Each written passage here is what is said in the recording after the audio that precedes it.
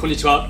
レッドです。皆さんはトルクを気にしたことがありますか？トルクを気にせず、ただ闇雲に締めると、ボルトを折ってしまったり、締め付けてるパーツを割ったりしてしまう恐れがありますので、トルクというのはすごく大事なことなんですね。特に皆さんがよく関わるものといえば、こちら、ホイールですね。締め付けが弱すぎれば走行中にホイールが外れてしまい、逆に強くボルトを締め付けすぎると、ピッてね、折れちゃう恐れがあります。なのでトルクは大事なんですね。ということで今回の動画はトルクに関係ある工具のご紹介です。まず最初に私が一番最初に購入したトルクレンチはこちら。ここにメモリがあるので指定したところまでダイヤルを合わせるとそのトルクで締めることができます。最初の頃はね、このトルクレンチを使ってたんですけど、締める分はね、いいんですよ。ただ、このトルクレンチを私はね、緩める時もね、昔使っていましたので、たまにこいつはね、言うことを聞かない時があるので、使うのが怖くなって今は使っておりません。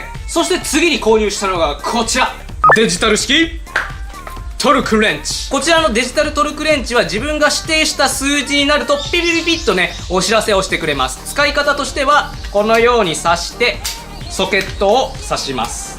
これで普通のレンチがトルクレンチにね、早変わりするんですよ。こちらのデジタルトルクレンチはコンパクトでね、確かに使いやすいんですけど、何かの拍子にね、電源がオンになってそのまま放置しておくとオートオフ機能がないので、電池がつきっぱなしでそのまま電池切れっていうことになってしまいます。まさに私はね、今電池切れになってしまっているので、使いたい時に使えません。それは困るよね。なのでね、今普段は使っておりません。そして今メインで使っているのはこちら、アストロプロダクツのトルクレンチ。こちらはですね、最初に購入してたやつよりも大きいです。そしてソケット口も大きいタイプですね。2分の1かな。なのでホイールを締め付けるのには最適なトルクレンチです。使い方も最初に紹介したトルクレンチと一緒で、このメモリを合わせればね、トルクが指定できます。だけどね、これって分かりにくいですよね。確かにね、このトルクレンチを使えば大体はその指定したトルクで締めることはできるんですけど、ダイヤル式のトルクレンチ、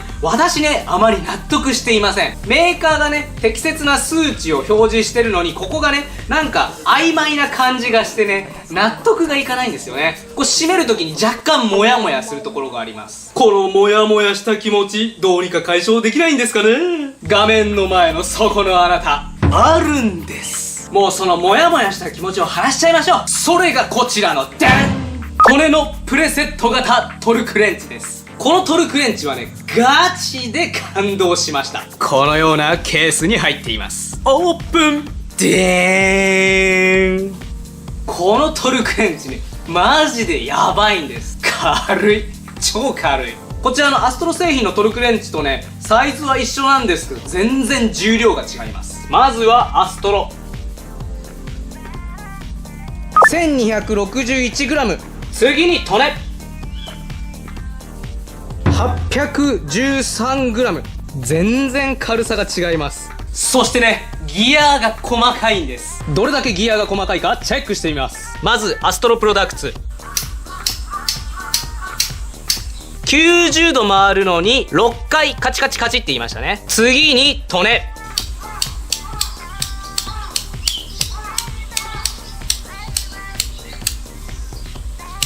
17回カチカチってなりました。これだけね、ギアが細かいんです。だけどね、一番感動するポイントはそこじゃないんです。一番感動するポイントはここなんです。ここ、ダイヤルメモリ。これはね、利根の特許らしいです。アナログのダイヤル式なので、ピンポイントで決めたトルクにセットすることができます。そして今回のトルクレンチは30から140ニュートンメートルまで調整が可能です。そしてソケットのはめ口にはね、落下防止機能がついていますので、今このままじゃね、はまりません。こっちのボタンを押しながらだとストンってね、入ります。でこれで離すと、はい、こんな感じで取れます。力がいらなくてね、着脱が簡単なのはいいですよね。ものによってはこの落下防止機能がついていませんのでね、私が購入してたアストロのものにはついていません。では今からこのホイールをトルクレンチを使って実際に締め付けてみます。乗用車のホイールの取り付けトルクは110ニュートンメートルです。これ楽しいよね。110。おお、目に見える数字。そしてね、裏にロックがありますので、数字が決まったらロックをかけておきましょう。これでもうこのダイヤルがね回らなくなります。締め付けは時計回りなので、ここでね切り替えます。カチッ。はい、これで時計回りに締めることができます。そしてホイールの基本的な締め方は対角線に締めてください。ここから締め出したら対角対角対角対角、こんな感じでね、締めていきます。そしてホイールを締める時の正しい体勢は膝を曲げて締め付けていきます。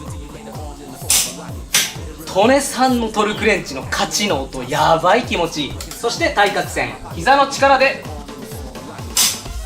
この時にね1カチだけです。確認用に2回カチカチってするのはね、間違いなので、トルクをかけるときは1回のカチで大丈夫です。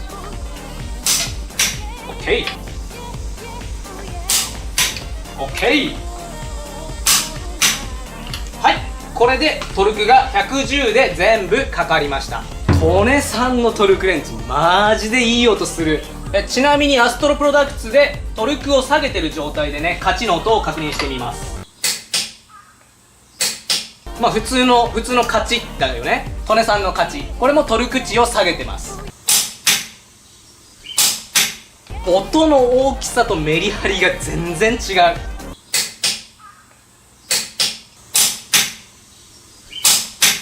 そして最後に大事なこと、トルクレンチは使い終わったら最小値まで下げてあげましょう。これはね、中に入っているスプリングなどがねずーっと圧縮されていると数値が狂ってくるので、使い終わったら基本最小値に設定してってください。それで保存です。いや、それにしてもね、やっぱ値段がいいものはねいいですね。軽いし使いやすいで、カチッの音がねガチで気持ちいい。音が大きいのでね、あ、ここでしまったんだって納得できます。そしてメモリー機能付きなので、初めてねトルクレンチを触る方や女性や子供でもね、この数値だったら分かりやすいと思います。だってそのまま数値が出てますからね。それではあなたのカーナイフが楽しくなるようにレッツカーエンジョイ。毎週金曜日夜19時より動画の方を配信してます。不定期で動画を配信することがあるので、よかったらチャンネル登録の方よろしくお願いします。トネさんのこちらのトルクレンチの購入先は、下の概要欄に詳しく書いていますので、よかったら皆さんチェックしてみてください。他にもトネさんの商品も、数多くラインナップがありますので、ぜひぜひ見てください。また興味のある工具がありましたらご紹介していきますので、それでは皆さんバイバーイ。